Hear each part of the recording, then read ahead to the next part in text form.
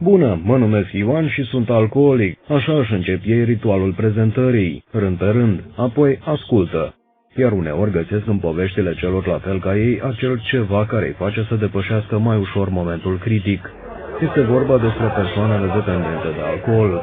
Nu mai consumă alcool, dar au simțit nevoia să împărtășească și altora la fel ca ei experiența lor, să obțină și să ofere sprijin în fiecare zi de joi a săptămânii. Mulți au ajuns la 11, 12, 13 ani de abstinență totală referitor la consumul de alcool.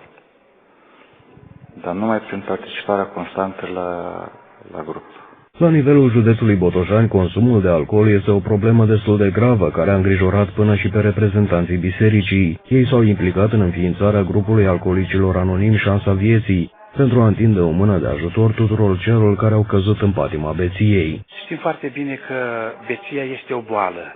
Și atunci mai știm că ce spune Sfânta Scriptură, că în Epistola 1 Corinteni, capitolul 6, că bețivii nu vor moșteni împărăția cerurilor. Și nu putem sta pasiv. De cele mai multe ori, timizii își fac curaj cu un pahar de alcool, iar anxioșii se relaxează tot după ce înghiet câțiva stropi din licoarea lui Bacchus. Nimic grav dacă nu sunt depășite limitele care te fac apoi să nu mai poți deține controlul. Atunci apare alcoolismul.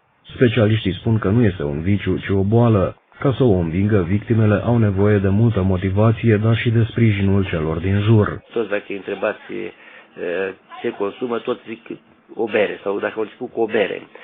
Păi nimeni n-a început cu butorii, toți au început cu o bere, a pus la vin, după vin a ajuns la distilate. Iar cei care ajung la distilate, deja riscă dependență dacă continuă. Foarte periculos este să consumi chiar și o cantitate foarte mică, dar în mod regulat. Dependența de alcool se manifestă prin dorința puternică de a consuma alcool. Dificultatea de a controla acest impuls este un semnal clar de alarmă.